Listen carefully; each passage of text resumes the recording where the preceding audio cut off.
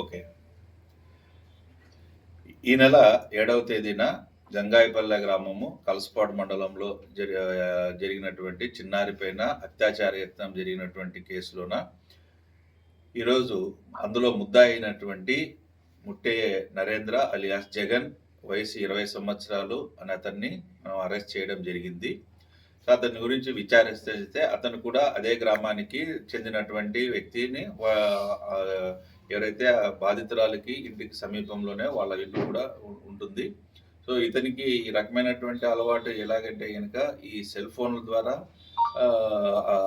అశ్లీలమైనటువంటి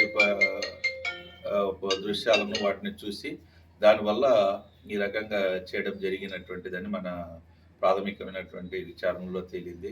కాబట్టి అందరికీ దయచేసి విజ్ఞప్తి, చిన్నపిల్లలకు ఇంకొకరికి ఇక సెల్ ఫోన్లు అన్నటువంటివి తల్లిదండ్రులు అవాయిడ్ చేస్తే కనుక చాలా మంచిది. ఈ సెల్ ఫోన్లలో ఉన్నటువంటి అసభ్యకరమైనటువంటి ఇవన్నీ చూడడము, లేకుంటే కనుక హింసాత్మకమైనటువంటి దృశ్యాలను చూసి వాళ్ళు కూడా ఆ రకమైనటువంటి ప్రవృత్తికి పోయడానికి ఇది కూడా ఒక ఉదాహరణగా ఈ కేసును మనం చూస్తాము.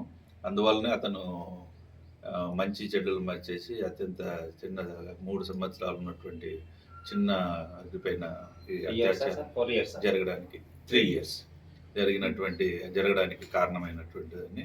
సో ఇందులోన సాక్ష్యాధారాలన్నింటినీ ఖచ్చితంగా సేకరించి మరియు టెక్నికల్ ఎవిడెన్స్ను కూడా సేకరించి ఇతన్ని కోర్టులో గట్టిగా శిక్ష పడడానికి కూడా మనం పోలీస్ శాఖ తరఫున ప్రయత్నం చేస్తాము.